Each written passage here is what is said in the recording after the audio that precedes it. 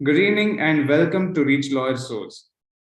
Reach Lawyer Source is a program of Reach Lawyer to discuss, debate, support issues and challenges faced by women at home, at workplace, and in the society.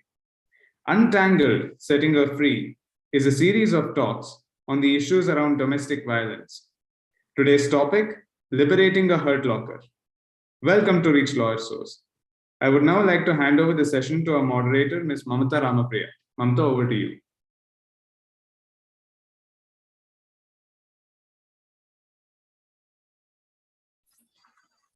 Thank you, Nitin.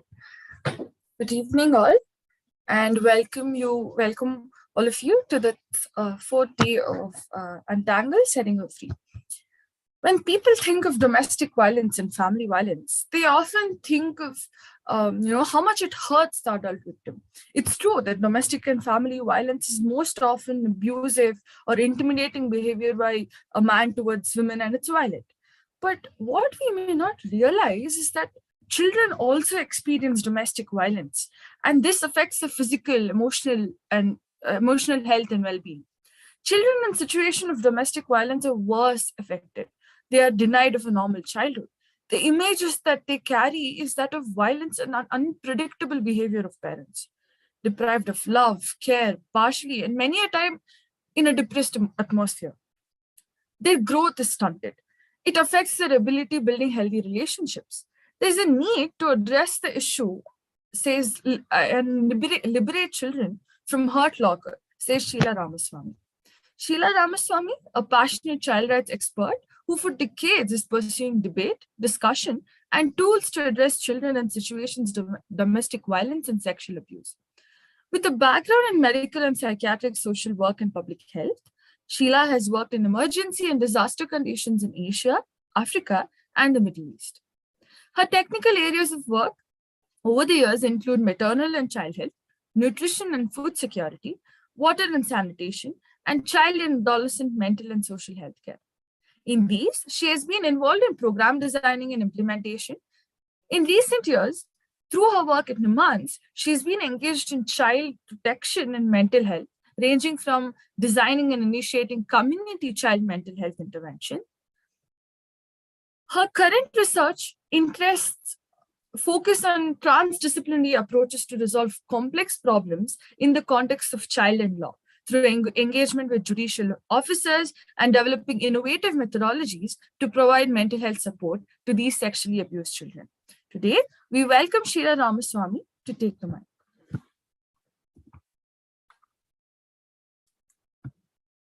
Ma'am, over to you.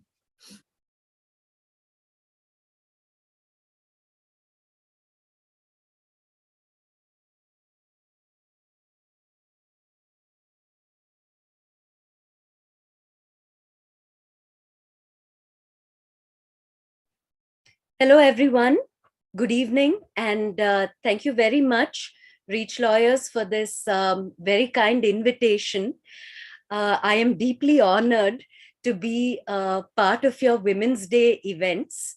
Although, as Mamta has pointed out, I'm a hardcore child person, but as the topic says, liberating a hurt locker is a really apt phrase for children who are caught in the crossfire of domestic violence. And indeed, this is not just a position of great pain, of trouble, of suffering and discomfort where children are concerned. Friends, I also want to bring to your notice the enormous injustice in having children be in this position. Many children that we have worked with have said, but this wasn't my fault. This has nothing to do with me. Why should I be a part of this? This is their fight. You know, when they don't get along, when things don't work out, it's not fair. So not only is it a child mental health and psychosocial issue, it is also a child protection issue. It is indeed a child rights and child justice issue. I would like to open today's session by sharing with you a couple of pictures and invite some reflections. Okay, take a look at these pictures. To the left, see a younger child. To the right, there's an older child. Some scenarios of what is happening at home. And an alternative title to this session might be, as my colleague aptly said, for children in these contexts, home is where hell is, as these pictures depict.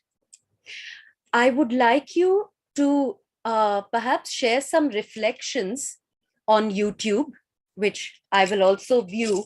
When you look at these pictures, what do you really see? What comes to mind? More specifically, what are these children thinking? What are their inner voices? How are they making sense of the situation that they find themselves in? Either they're part of it or they're observing what is happening. What do you think their perceptions might be? So, friends, I welcome you to put on chat, on the YouTube chat box, what you see. Should you have any responses, that is. Right. So, I think people still are perhaps thinking, but you see children in these situations, ears closed, almost covering, right? You see this little girl on the right with her eyes closed, almost like she doesn't want to be part of this. Perhaps she's wishing the situation away. What is frightening on the third picture to the left, the little girl holding a teddy bear, look at the expression of confusion, of fear, of some sort of unpredictability of, what is he going to do next, right? You look at the last picture, what is happening in the background.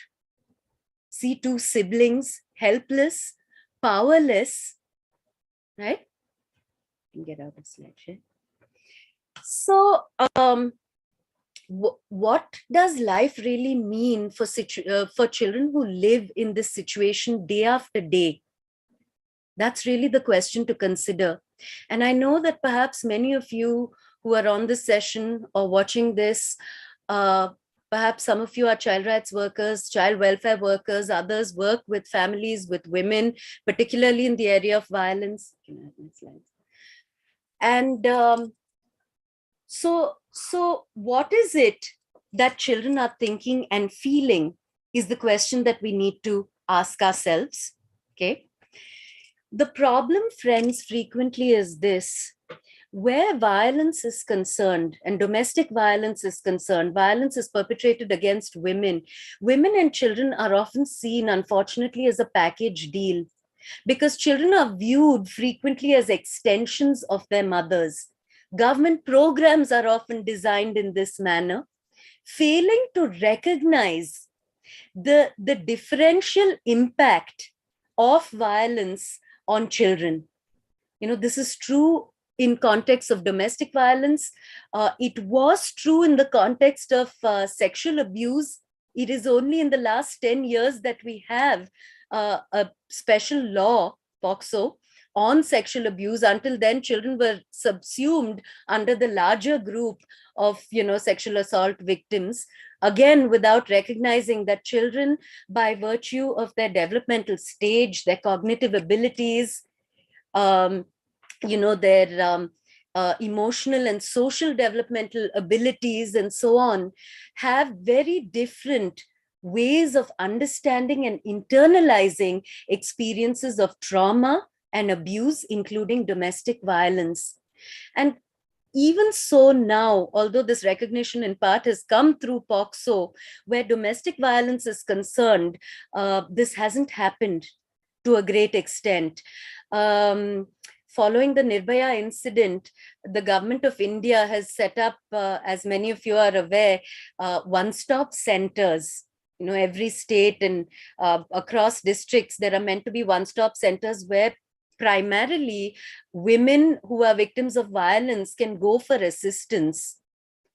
The question that we at Samvad, at the Department of Child Psychiatry at NIMHANS have often had is, what are these one-stop centers doing for children? Because they are collateral damage. They come with their mothers. How much attention is paid to their concerns? They're watching, they're listening, right? So a lot of the training and procedural guidelines only pertain to caregivers where women are concerned. But what about children? How do you talk to them? How do you assess the impact of domestic violence on a 2-year-old, on a 6-year-old, on an 11-year-old, on an adolescent boy, who's about 15, 16 years old, on an adolescent girl? Where are they going to live? How do they view this situation is the question. So that brings us to looking a little more deeply at understanding the psychosocial and mental health impacts of domestic violence on children. But before we get into that, let's think a little bit more about the abuse context, that is the domestic violence context and the kind of abuses that happen within this.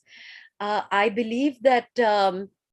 Venkatesh has been mentioning in other sessions also that abuse occurs at multiple levels, physical, emotional, sexual, financial, and so on, right? But let's look at it in terms of how it plays out where children are concerned in a DV situation. So children may be abused as part of the abuse of the mother, right? Because it may also be that the abuser abuses children, uses physical violence, etc., so that it has an impact on the mother who does not possibly want this to happen, right? Witnessing abuse, living with a mother who's being continually physically abused in a situation of domestic violence is a form of emotional abuse that a child may be subjected to daily or frequently, right? So direct observation and witnessing. Witnessing occurs in some interesting ways, friends. It goes beyond direct witnessing of incidents by children. That is when things are actually playing out at home.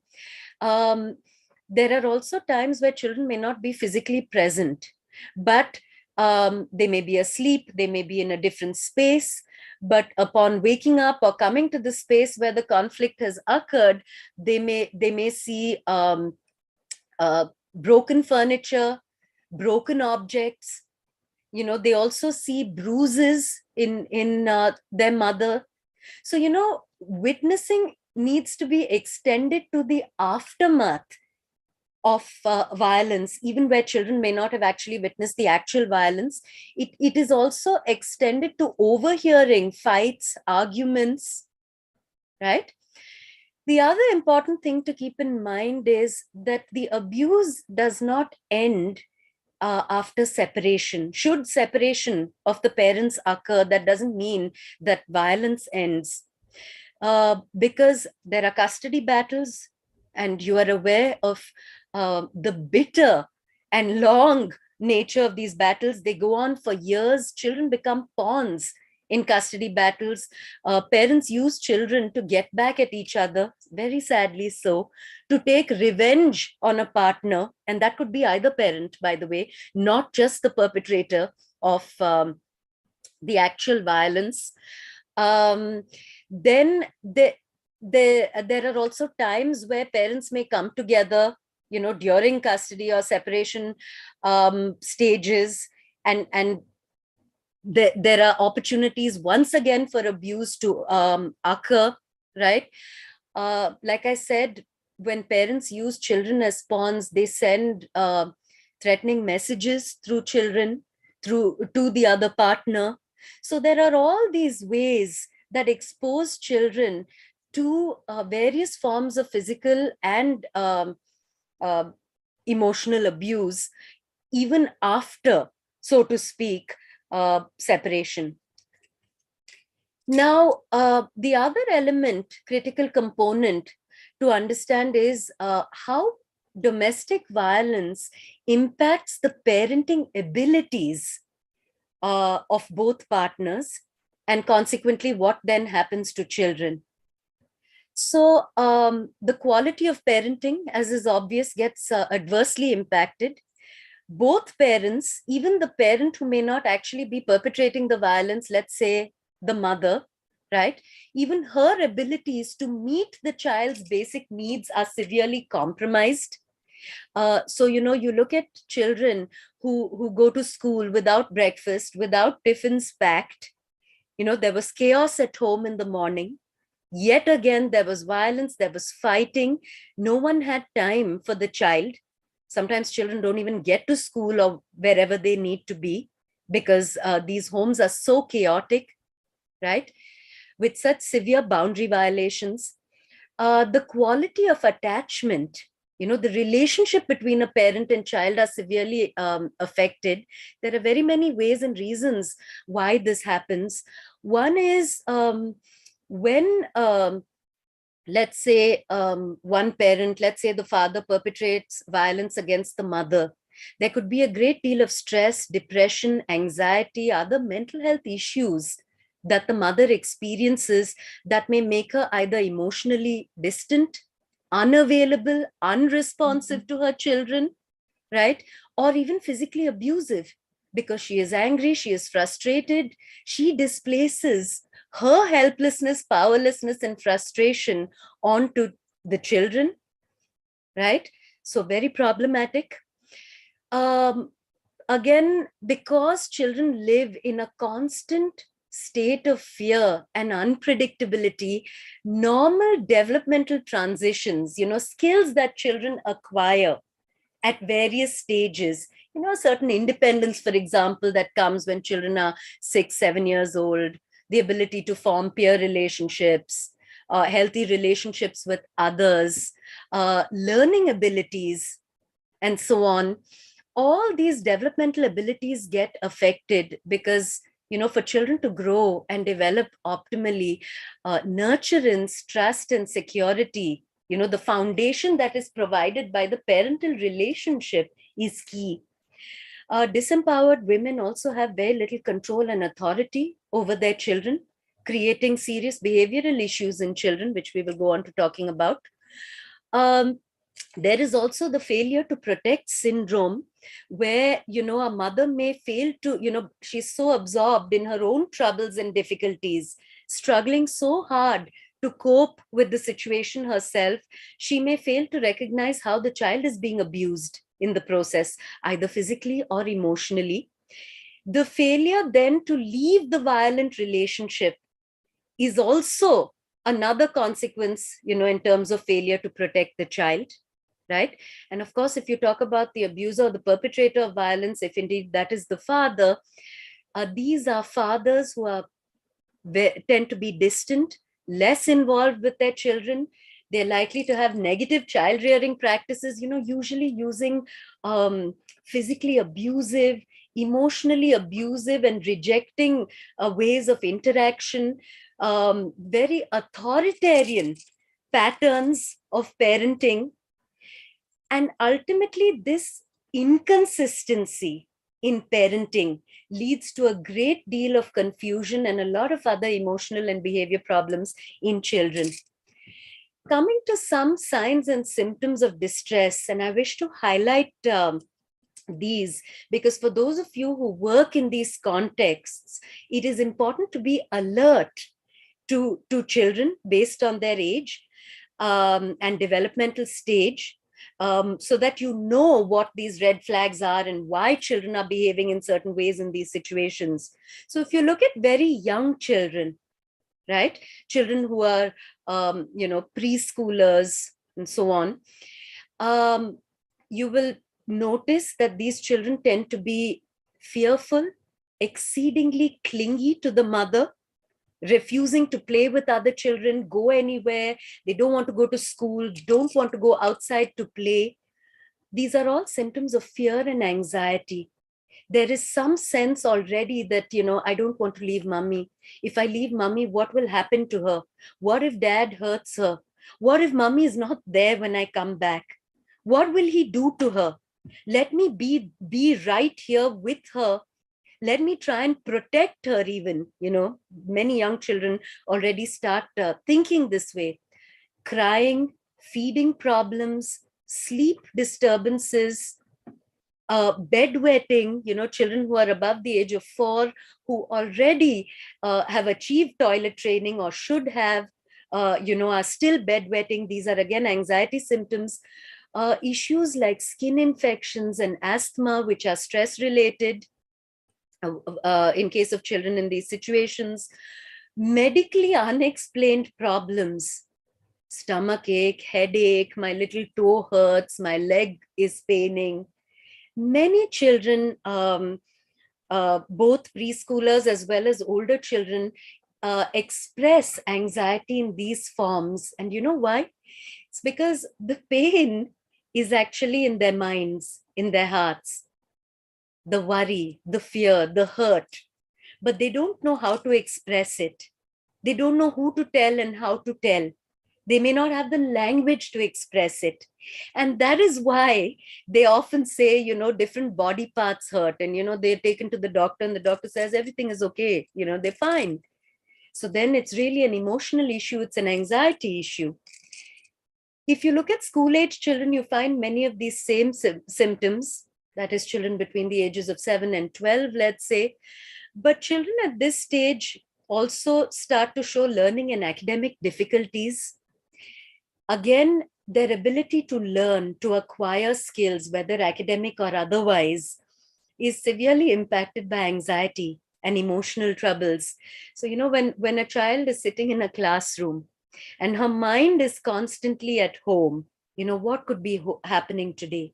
What will I go home to today? Will there be screaming and people throwing plates? Will dad be drinking? I don't know what awaits me today. So, the mind is not really in class. These children find it difficult to focus, to pay attention to, what the teacher is saying or to lessons and so on. There is also a tendency for older children who are 8, 9 years old even to blame themselves. Maybe it's something I did wrong. Maybe it's my fault. And the anxiety that ensues from guilt and self-blame, friends, is a terrible thing. And sometimes, unfortunately, parents feed into this, when they're displacing anger because they're angry and frustrated with each other. That's what gives children, especially intelligent, sensitive, and perceptive children, the sense that, maybe it's because I did something. And children don't understand that the provocation for parental conflict and for domestic violence, it can be very, very small. It could be an argument that arises over a difference that is to do with the child's homework. The issue actually is not the child's homework. The issue is that they have their differences. But because of their relationship being the way it is, the child has a sense that maybe it's my fault. If only I had done my homework. I wish I'd never started this discussion about my homework. And, it's because of me that we had another terrible evening today and we fought. So, children are then treading on eggshells, trying really hard to keep the peace.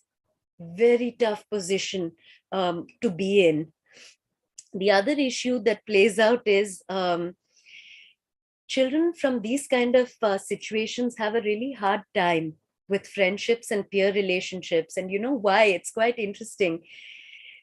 One doesn't stop to think often enough, I believe, that children have a sense of pride and a sense of dignity.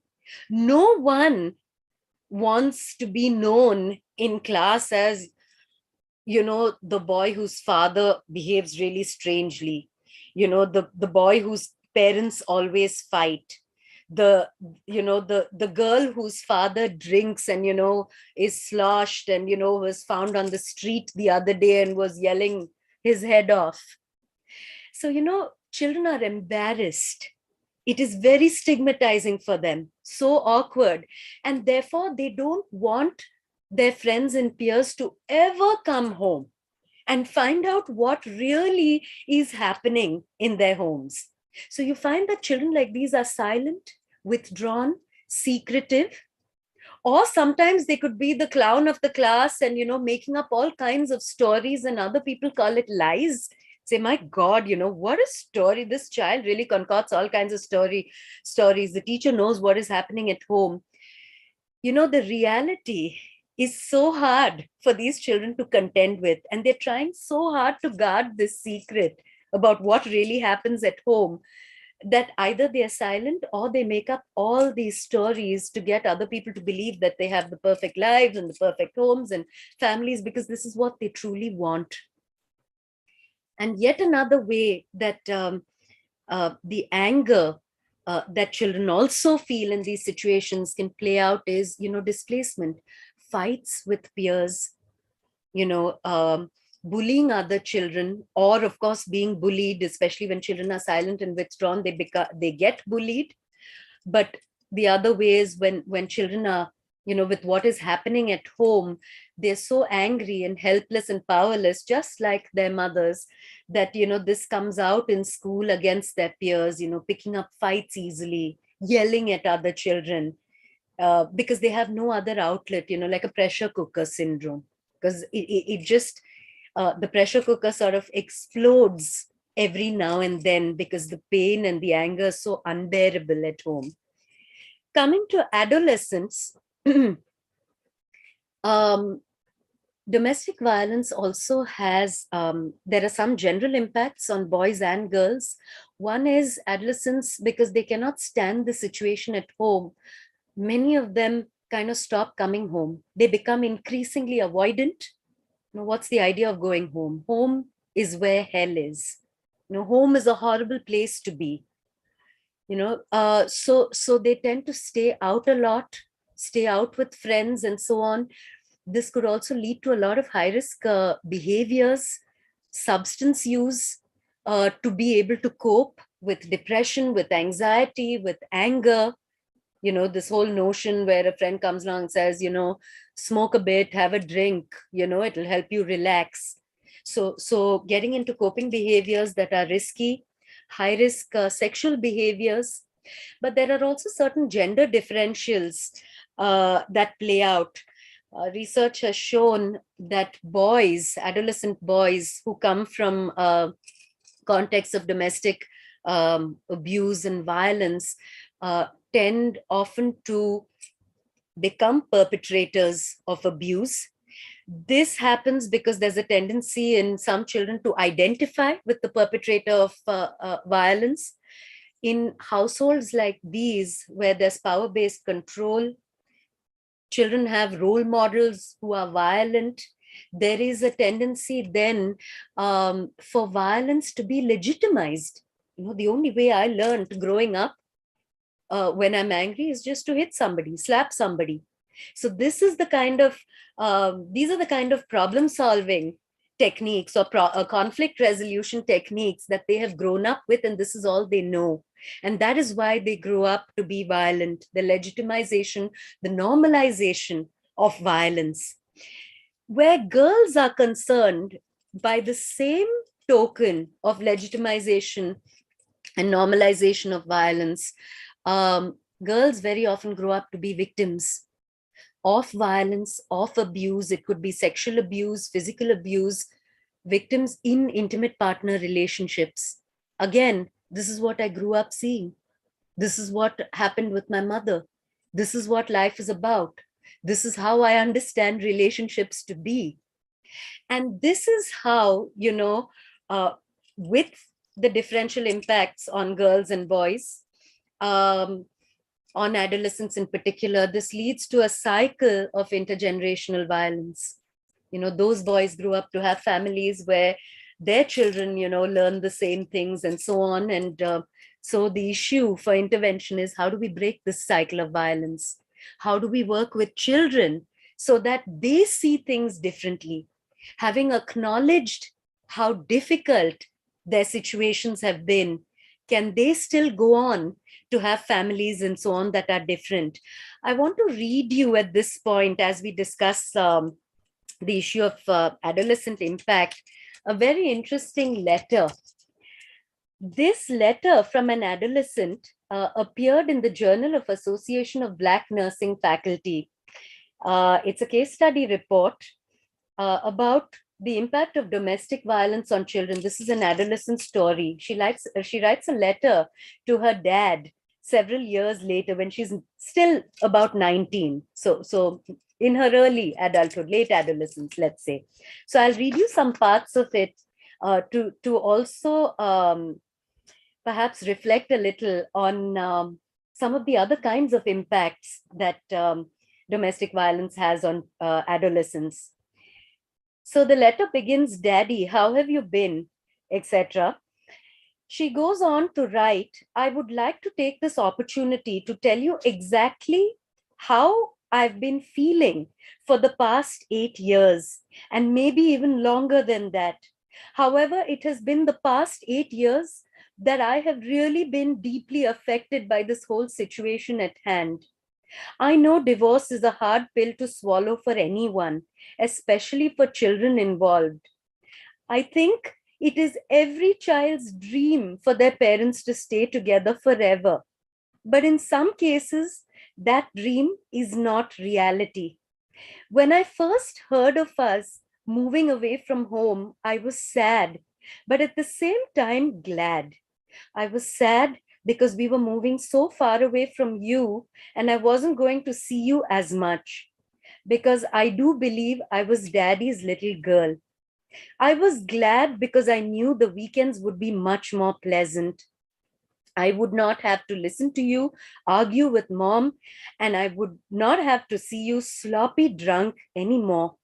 The move also meant that I did not have to listen to you threaten my life because I called the police on you for beating mommy. This move meant, most importantly, that I would not have to hide under my bed anymore on the weekends when you would come home drunk, raising hell. There were many weekends where I did nothing but cry under my bed. At the young age that I was, it was very depressing, discouraging, and confusing. Don't get me wrong. We had some good times, like going fishing and things like that. Children are much smarter than adults give them credit for. Perhaps if you knew that I could hear you cussing and fussing at mom late at night or whatever, or maybe if you knew it made me sick to my stomach to see you drunk, maybe you would not have behaved that way around me and my brother. She goes on, the letter goes on, and I want to share a couple more excerpts. This anger has been getting stronger and stronger from when we were living with you until now. I still have anger. I have been trying to forgive, but I don't think that I can forget. I forgave you because I love you and I want you in my life. And maybe 10 years from now, in my children's lives, maybe that is why I decided to write this letter. It helps to reduce the anger. And towards the end, she says, there is nothing wrong with a drink here and there, but you go haywire with it. I guess I feel better now that I've attempted to get 19 years of anger and hurt off my chest, but there is still some left. It is said that time heals all wounds. This must be the beginning of my healing process. As stated above, I hope you do not take the contents of this letter in a negative manner. I can only hope that it will help begin to repair our relationship. It is indeed a start. I hope I will be hearing from you soon. But before I end this letter, I would like to ask one thing of you for Christmas this year. It is cheap and in the long run will save you money and salvation. I ask you to stop drinking. It will also save your life. I want you around when you are very old and very ugly. So, quite a letter, huh? And I only read you some excerpts.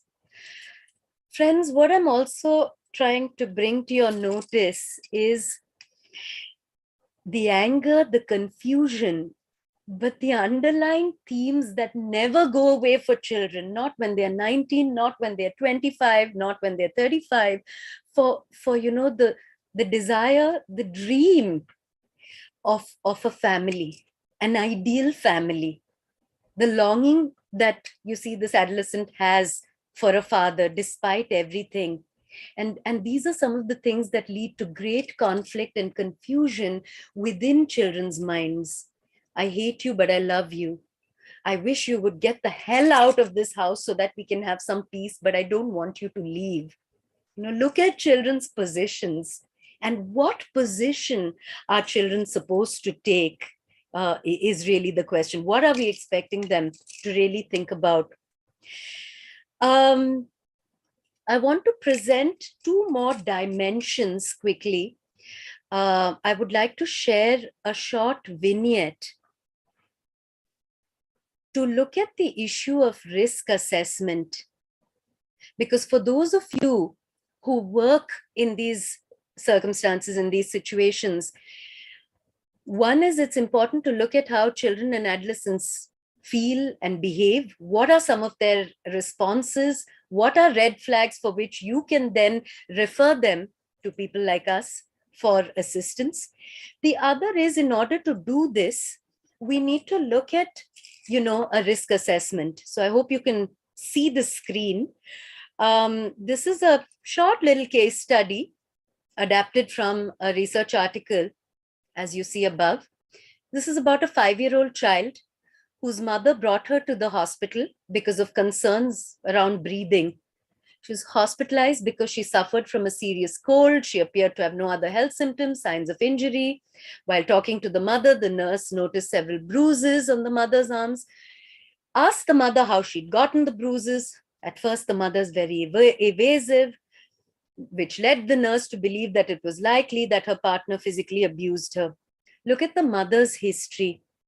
Dropped out of school when she was 15, never held a job, not necessarily very intelligent in this instance, spent several years in foster care as a child, so a compromised past herself. Met the child's father when she was 17, lived together. Father disappears for long periods of time. The mother claims she doesn't know where he is. And then, of course, abused by the partner, child services called in, and so on, right? So if you look at this situation, very brief, what are some pointers when, we have to look at what the risks are for children? And I want to quickly share that with you.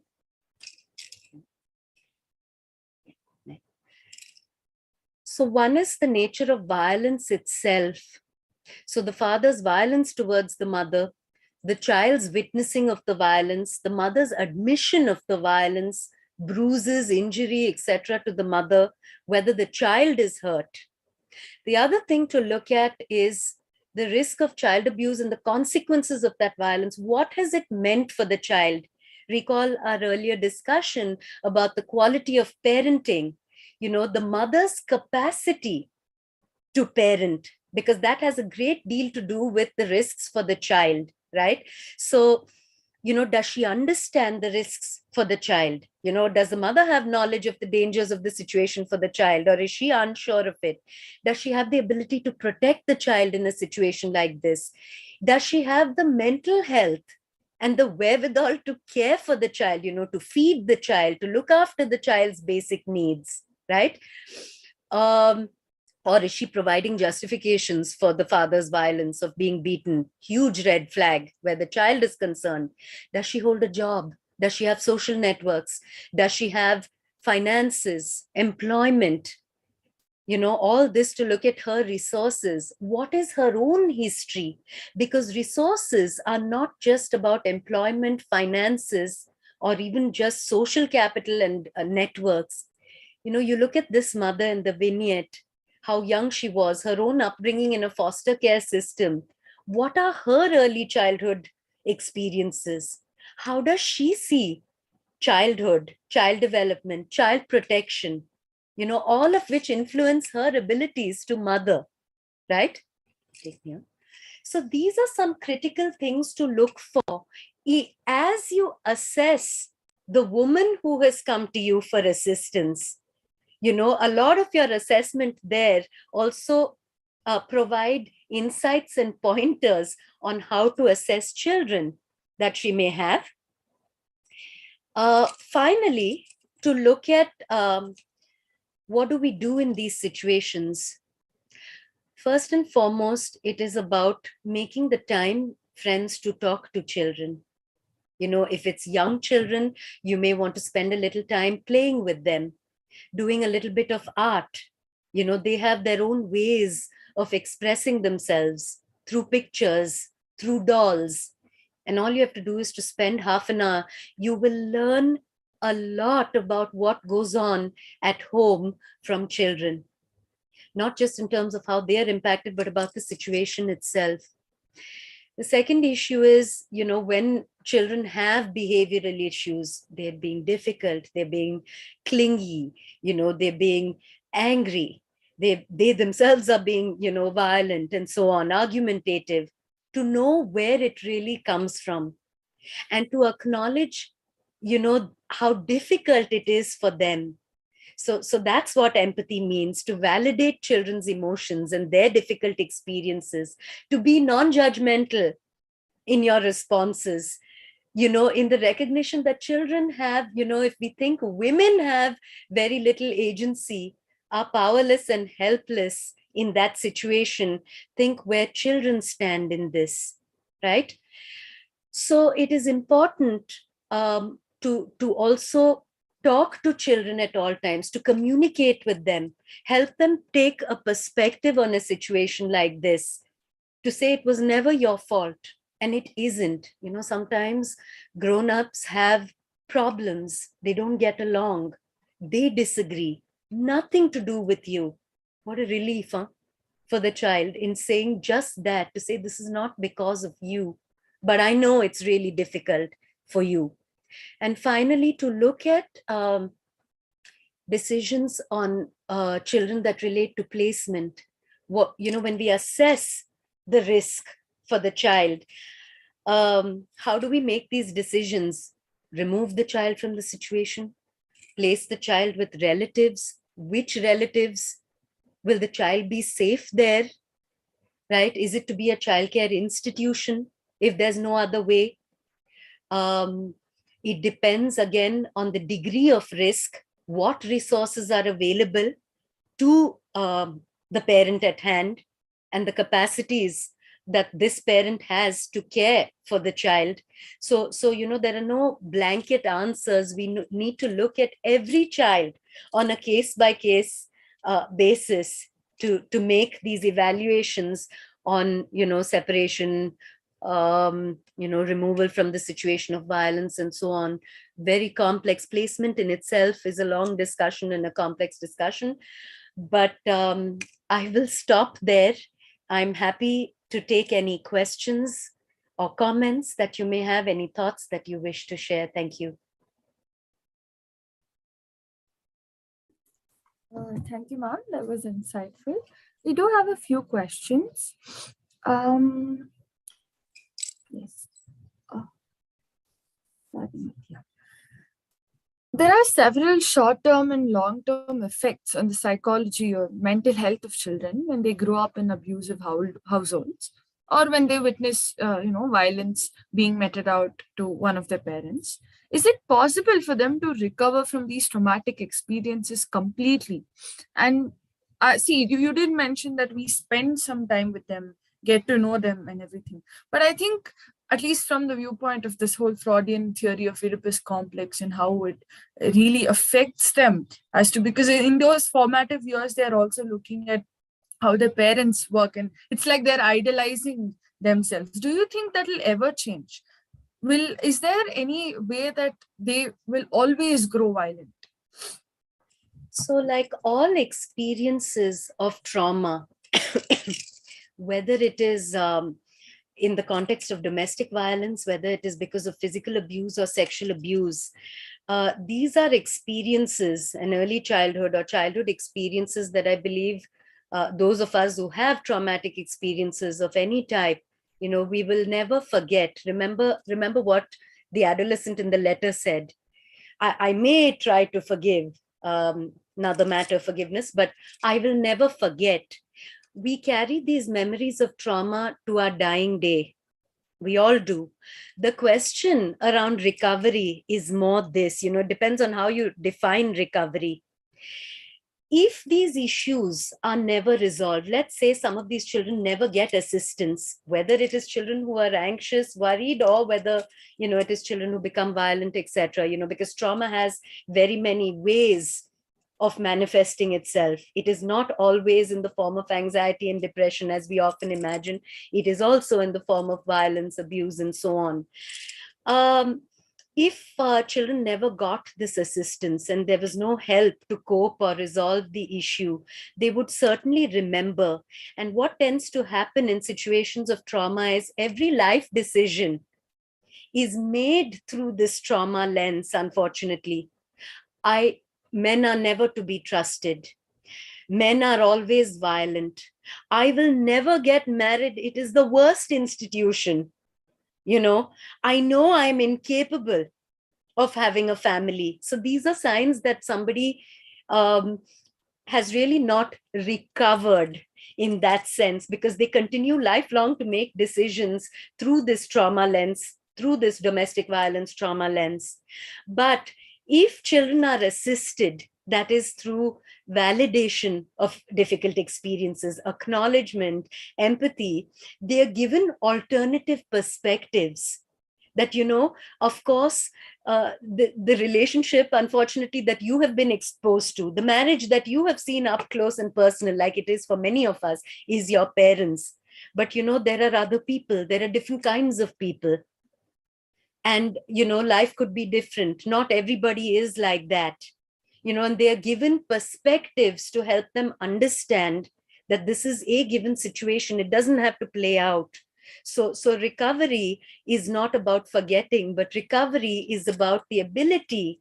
And that's what therapeutic assistance, mental health assistance does, to provide alternative perspectives for a child or an adolescent or an individual to consider and to say, but I could do things differently. There are other ways. I don't have to, it doesn't have to be a self-fulfilling prophecy. I know I will be like my father, or, I know I will be like my mother. And unfortunately, I also want to add, in these kind of situations, parents in frustration and anger say these things to children. See how you are? Just like your father. Very damaging. Yeah. Ma'am, also, how do you think we can deal with kids being in denial of domestic violence? See, the whole idea of physical abuse is very evident. Once you see that, you'll realize. But what about things like gaslighting and emotional trauma that a woman goes through, or her dad or the father goes through, or the mother goes through? It's very difficult because even the family is in denial. They don't accept that they're dysfunctional. So how do you think we can deal with that?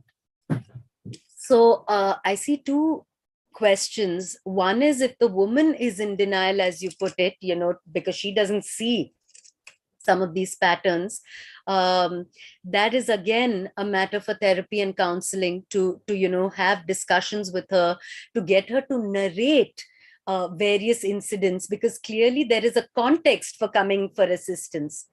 She may not know the term gaslighting.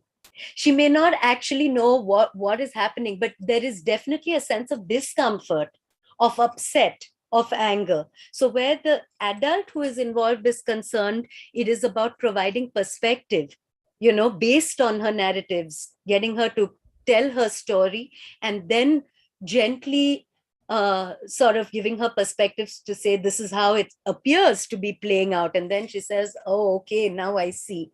Where children are concerned, it is a lot more complicated.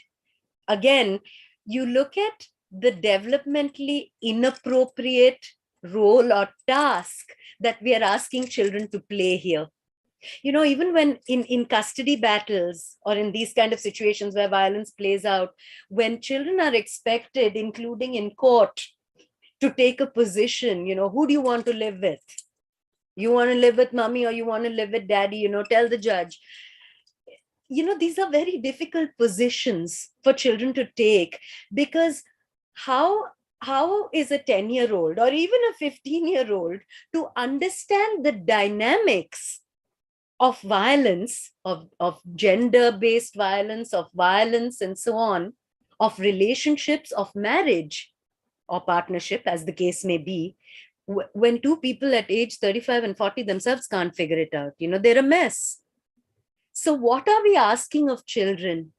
So I think, it is not about the work that we do with children would be to get them to understand at simpler levels, to take positions on violence so that their life trajectories can be different.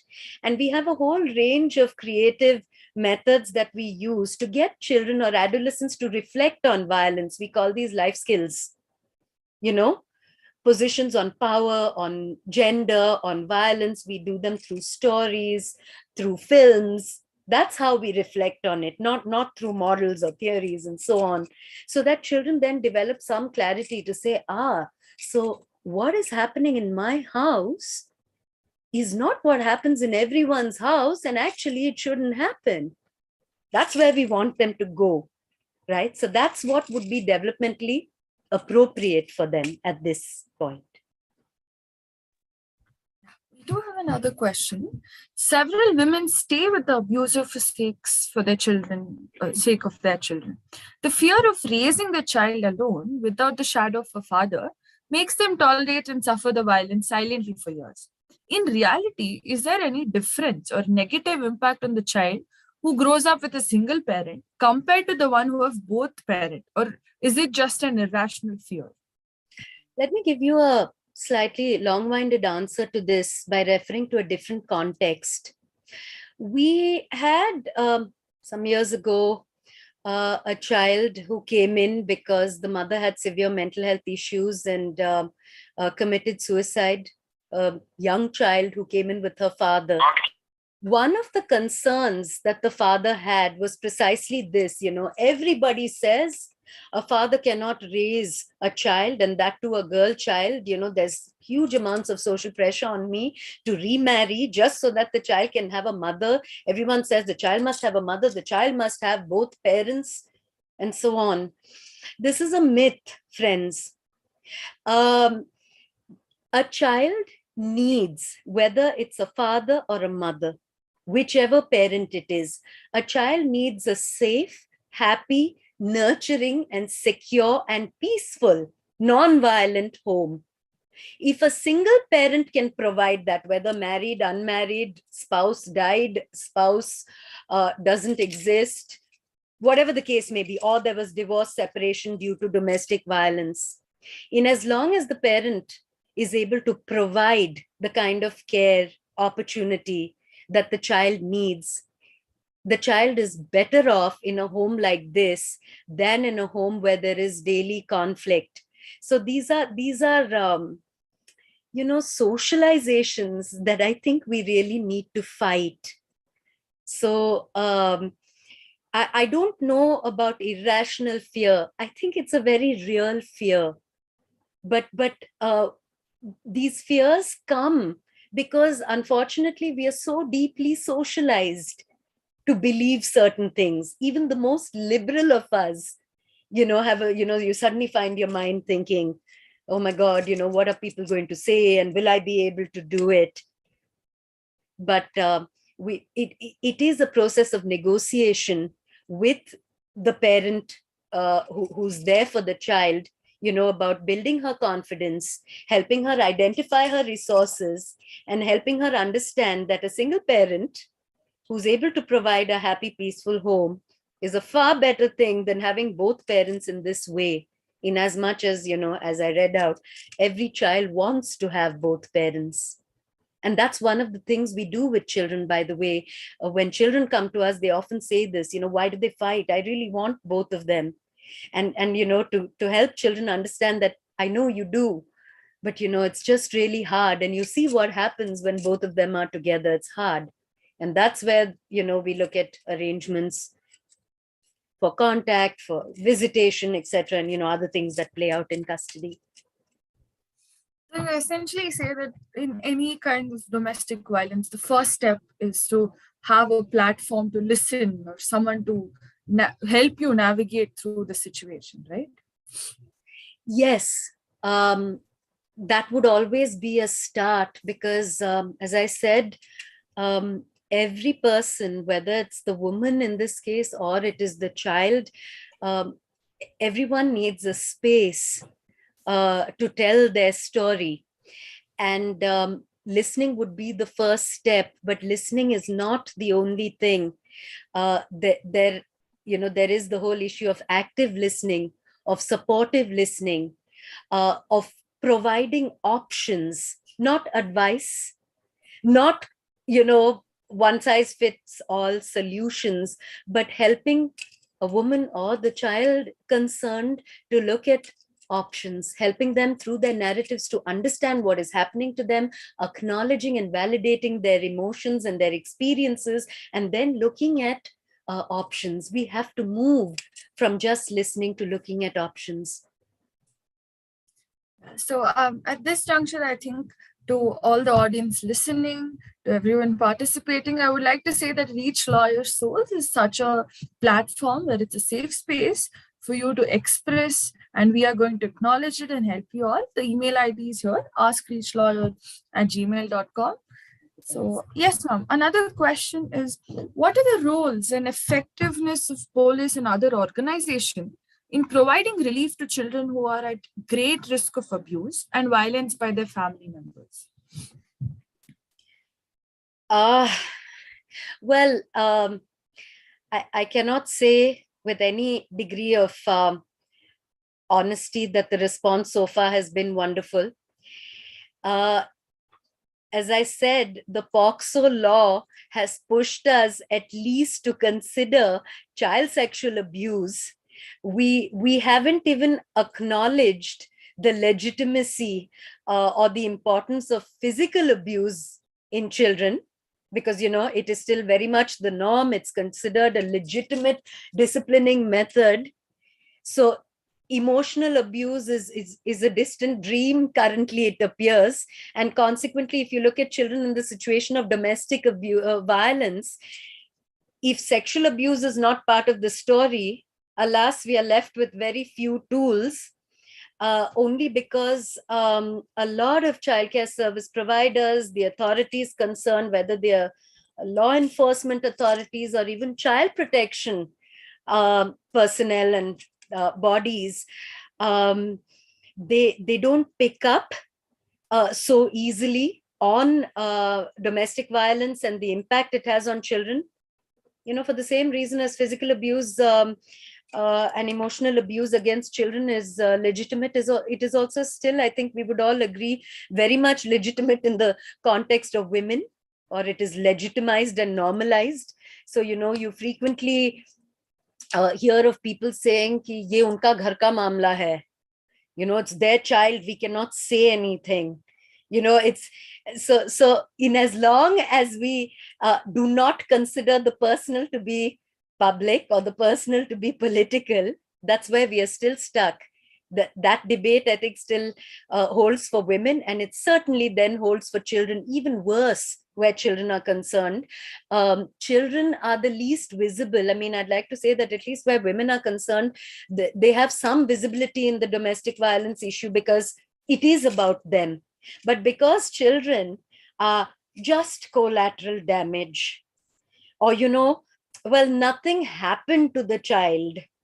He only hits the mother. I mean, the child, is not beaten, not every time anyway. These kind of notions, it just renders children invisible in this context.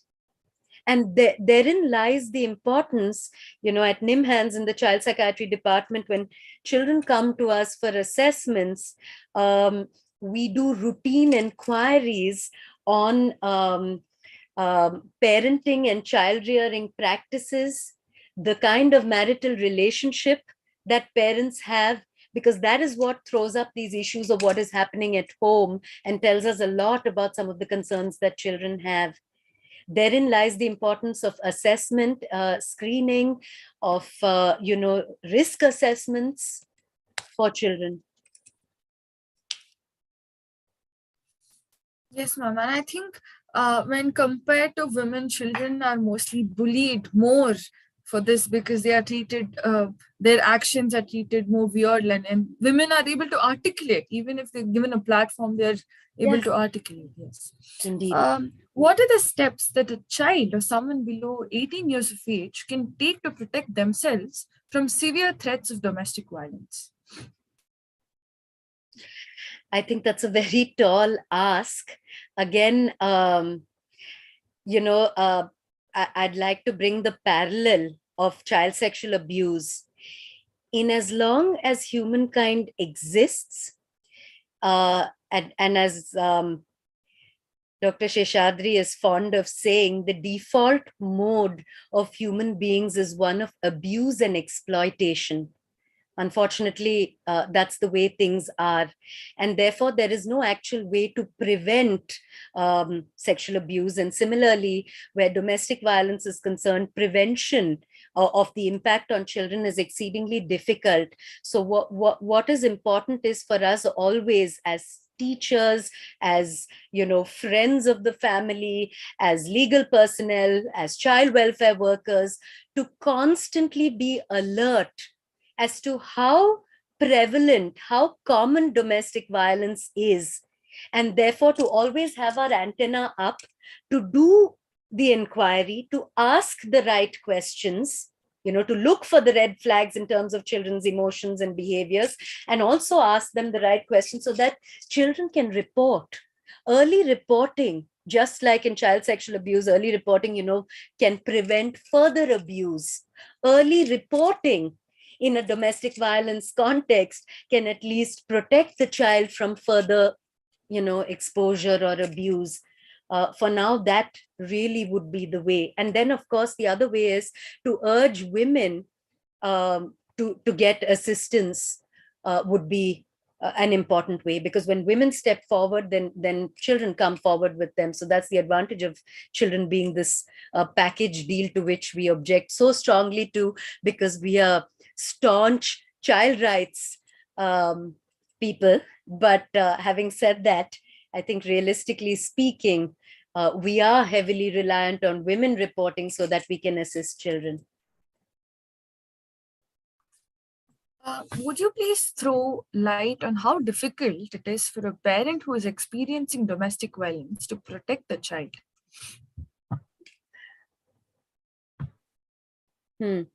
I think that goes back to some of the things we discussed under risk assessment. It depends on the resources and the capacities. So there's no one answer. So it goes back to, like I said, who is this mother in question? What was her childhood like? Where does she come from? What is her own mental health like? What are her mental strengths and capacities in order to be able to withstand this and actually provide protection to her child, whether it is by walking out of the house or protecting the child in other ways. It is also about other resources, as we said, that the mother has in terms of financial capacity, social networks, an extended family that is understanding and helps her to protect herself and the child. So there is no one way here. The answer is it depends from case to case, family to family, child to child, or mother to mother. Yes, ma'am. Ma'am, so does this exposure to violence and the disregard of dignity at home negatively impact the children into making them the same monsters they saw while growing up?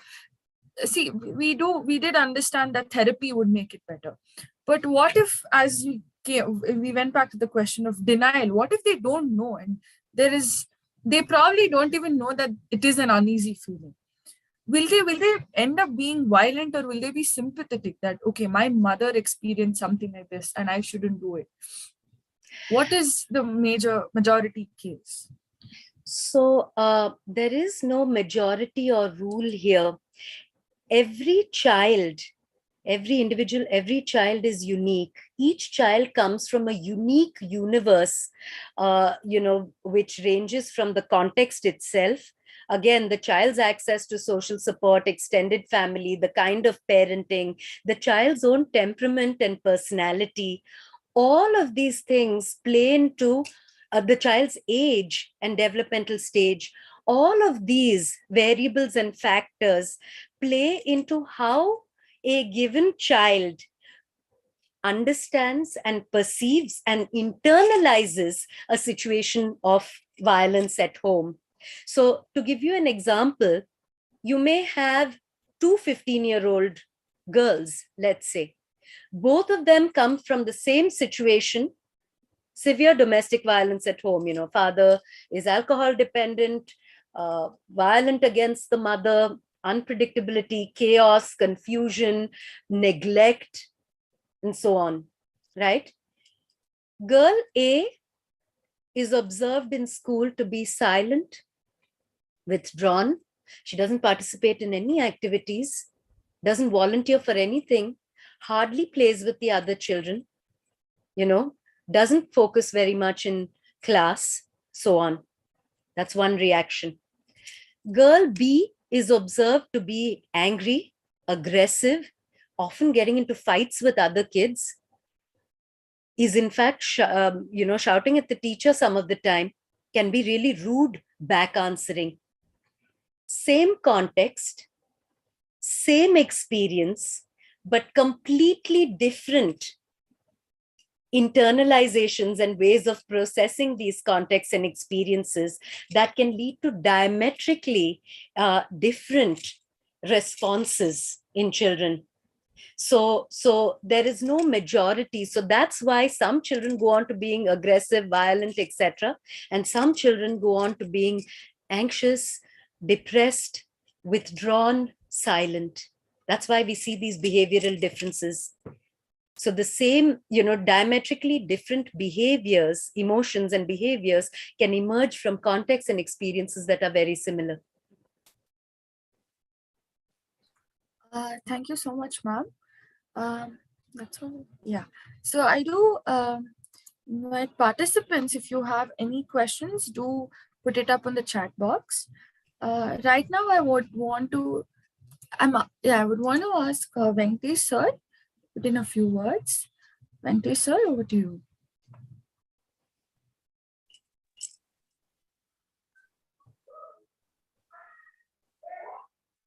So immense thanks. Such a joy it was.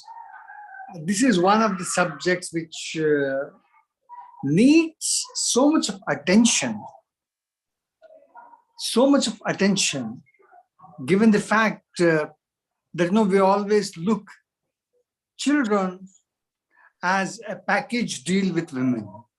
It's always a baggage which he carries. So the entire narrative we as lawyers get to see in the court majority of the times, especially in relation to matrimonial disputes between the parties, the children are just torn apart.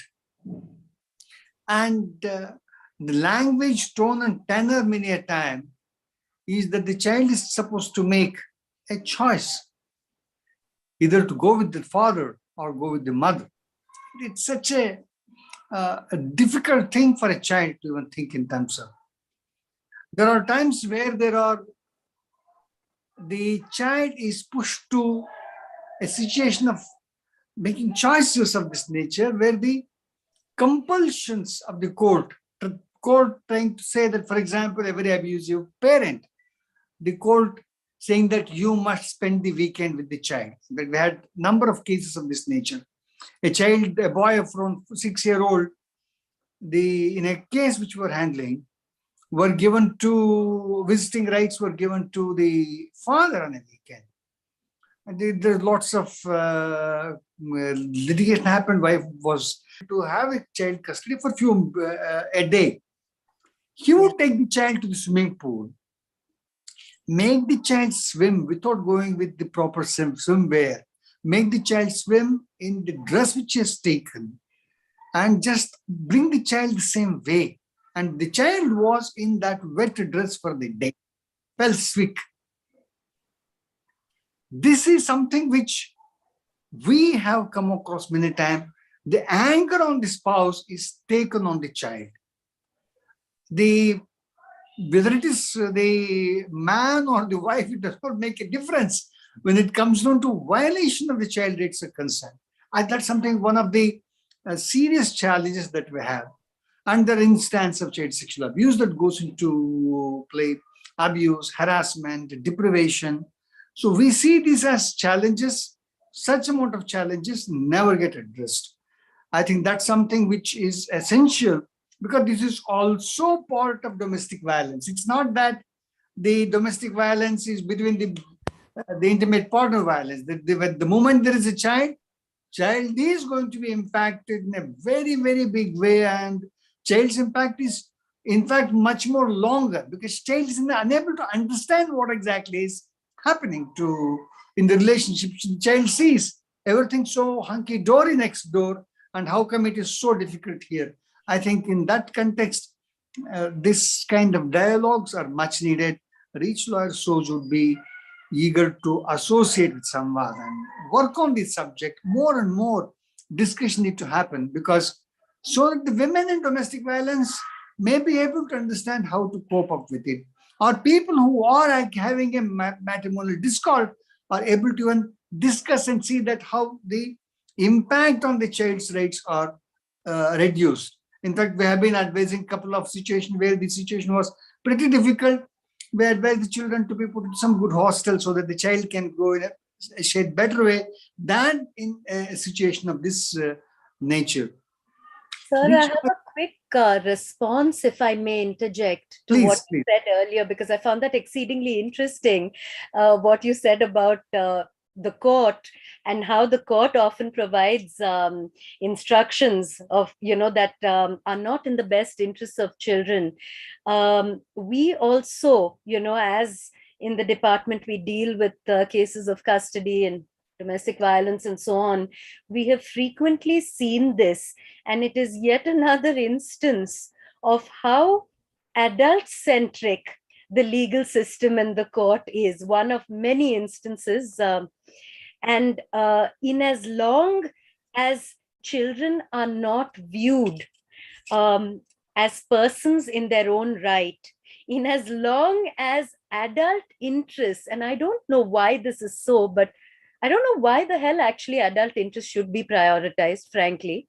And that too, parental interests, in as long as parents and adults' interests are prioritized over children's interests and rights, this is really going to continue to be the situation.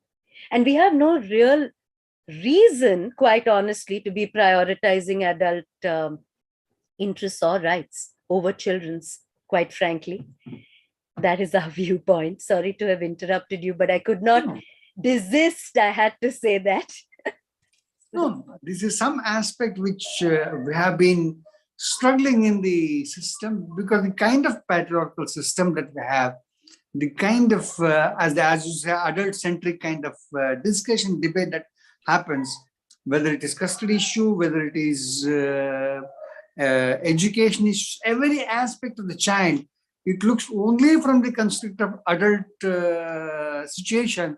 It becomes so difficult, and the courts fail to appreciate that particular situation. And I think there is a crying need that these kind of dialogues, this kind of training need to be given, so that the priority of the child rights, because one of the major challenge that we have is, more particularly in cases of domestic violence, the scar on the child is going to be very, very, very long. In fact, we have seen in a number of instances, many lawyers who had been victims of this kind of domestic violence which had happened in their houses, have carried these scars even as on this day.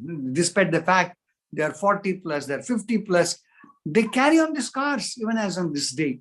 That's something which is really, for us, it was a shocker that the scars of violence on children last much, much, much longer. And they have little joy of childhood, because many a time the childhood is taken away from them. The pleasures of the childhood is taken away from them. The pleasures of adolescence are taken away from him. The kind of thing that these children face, I think it's an aspect which requires much serious debate and discussion. Precisely for this reason, the Reach Lawyer Soj has created this space where we provide kind of advice, legal advice, which is available. Reach Lawyer Source is a community of lawyers, activists, students, academics. We have journalists who are working on this, and many consultation professionals who are part of this group. And all of us are working towards trying to make these issues which we work on human rights, more particularly in this program on Reach Lawyer Source in respect of rights of women, and under the source, domestic violence and child rights, all of them come together. That need to be something which need to be addressed. So therefore, anyone who is in need of some sound legal advice, you can mail us at askreachlawyer@gmail.com. We would be eager to respond to you. We'll be in a position to look into your case, share the situation, and try to see how best we can provide a kind of quality legal advice is concerned. That's what the whole purpose of this exercise is. And such a joy to have an expert and a professional like Sheila Ramaswamy to explain this kind of nuances, kind of presentation, the challenges and issues which are involved in children who are in domestic violence, and that they are facing domestic violence. In fact, it's their domestic violence which we don't even talk about. When they say the moment we talk of domestic violence, we talk in terms of matrimonial violence, we talk in terms of spousal violence, we talk in terms of intimate partner violence. We don't talk in terms of domestic violence in respect of children is concerned. I think that's one of the major areas of study that need to happen. The Reach Lawyer Source will be very eager to continue on these kind of discussions, and we'll have more and more discussions, deliberations on this, and we would like to see that good amount of literature that has been already prepared in Samvad. We will be sharing it with all of you so that you can go through the same. There is a great amount of literature and documentation, visuals or videos that have been prepared by Samvad. It's one of the finest, only center at this point of time in entire India, which is doing such seminal work in respect of rights of children are concerned. I think we are very happy that we have today Sheila Ramaswamy talking to us. Over to you, Mamata. Thank you so much, sir. Thank you so much, ma'am. It was an insightful discussion. Looking forward to learn more from Samvad. I think we got to learn. We didn't know that the whole idea of intricacies involved with children. But I think today we got such a deep, nuanced view of what happens and how we, even as Venkatesh sir mentioned, that we look at it from the adult viewpoint, the child viewpoint, and everything. It definitely enhances our view into domestic violence on children. Thank you so much for today. I'd request everyone here, the participants, to switch your videos on so we can take a screenshot. And while we do that, I just want to thank Reach Lawyer, BT sir, as always, for everything and this invitation. Samvad and I are delighted to have been part of your journey. We hope we'll have many more discussions, and we would be happy, as always, at Nimhands and Samvads to assist any of our viewers with any child-related issues that they should ever have, whether they pertain to legal issues or violence or various other issues. So do contact us at the Department of Child Psychiatry at Nimhands and Samvad. Thank you once again for a very interesting evening. Thank you very much. Such a joy. And we have this very young, wonderful team. We have moderator of the day, Mamta Ram here. No, Priya. We have Tusharika Vig, who is from, say, hi, Tusharika from Christ Law School. All our law students. We have Gargi Kar from Kolkata. She is part of the Reach Lawyer Source program. Then we have Mr. Nitin, who is streaming and all the thing, hosting. He is always the permanent host for this particular program that we conduct. We have Mr. Ravi Kumar, another law student, who is working on the Partisans program, and he's an intern at the Reach Lawyer. And Gunashri happens to be a school student who is here as part of this program to learn more. I think it was much more better to know that we have a young person to be listening to a subject of this nature. So thank you all. It's such a joy. Thank you, sir.